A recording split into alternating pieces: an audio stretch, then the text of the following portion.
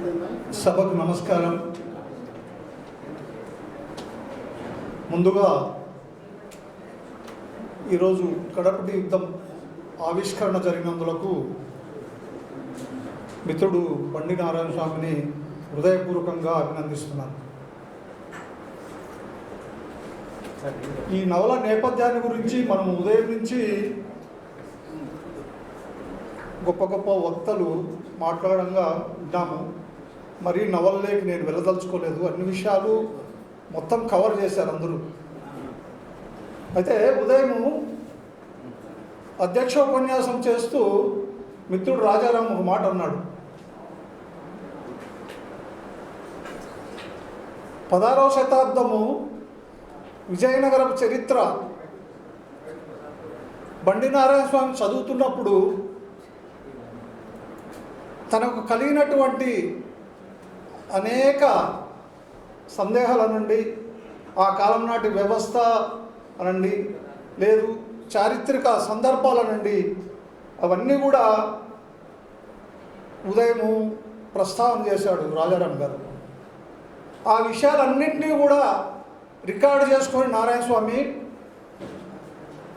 దానికి అవసరమైనటువంటి గ్రంథాలన్నీ కూడా క్షుణ్ణంగా చదవడం జరిగింది.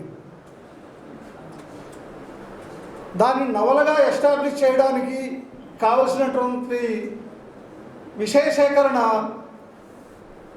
చేసుకొని నవలగా రాయడానికి ఆ సందర్భాలను, ఆ సన్నివేశాలలోని పాత్రలను కూడా సృష్టించుకోవడం జరిగింది.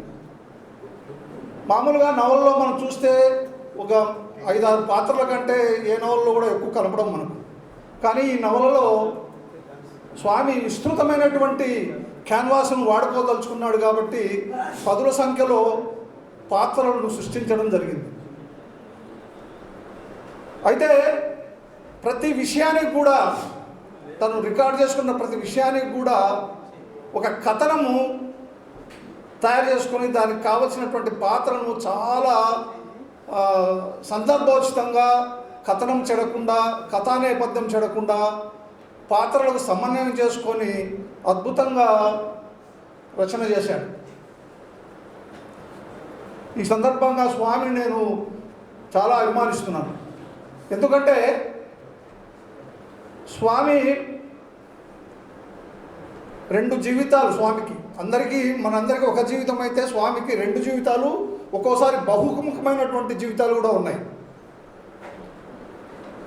ఆయన అలౌకికమైనటువంటి అనేక విషయాలపైన కథలు రాయడం జరిగింది.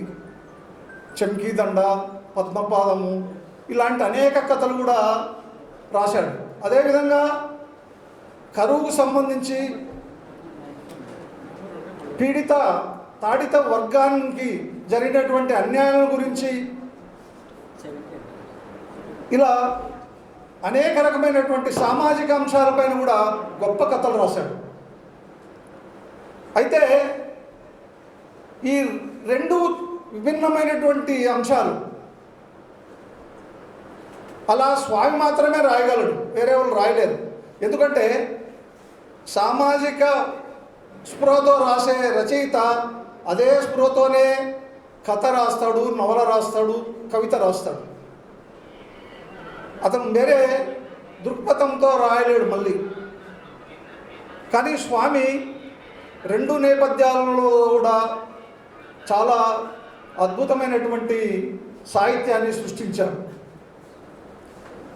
ఈ సందర్భంగా ఇటీవల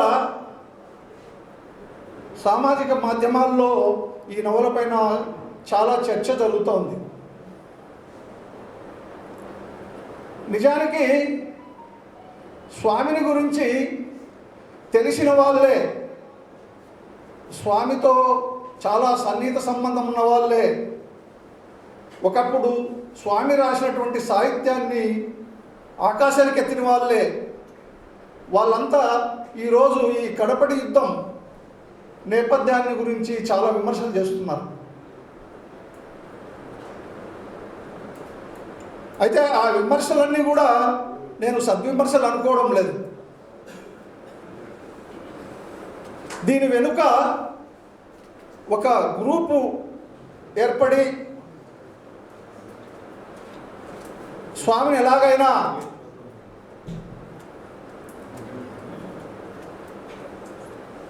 అసక్తుల్ని చేయాలనేటువంటి ఒక కుట్ర కూడా జరుగుతుందని నేను భావిస్తున్నా.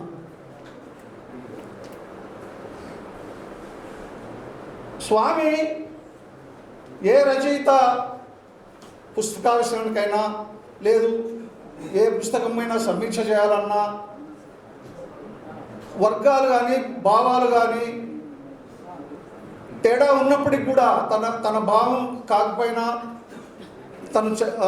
తనకు డిఫరెంట్ భావజాలం ఉన్న అట్లాంటి వాళ్ళ అన్ని సభలకు కూడా వెళ్తుంటాడు. కానీ ఈరోజు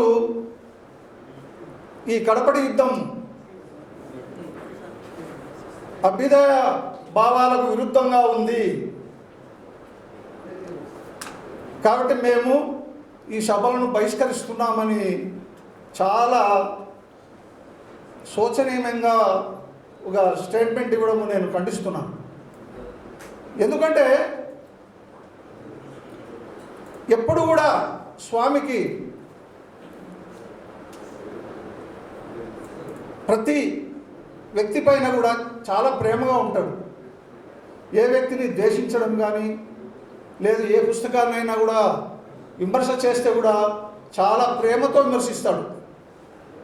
విమర్శ అనేది భావాలు వేరువేరు ఉన్నప్పుడు విమర్శ చేయవచ్చు. నీకు ఆ భావం నచ్చకపోతే దాన్ని చెప్పాల్సినటువంటి రీతిలో నువ్వు విమర్శ చేయి, బాగుంటుంది.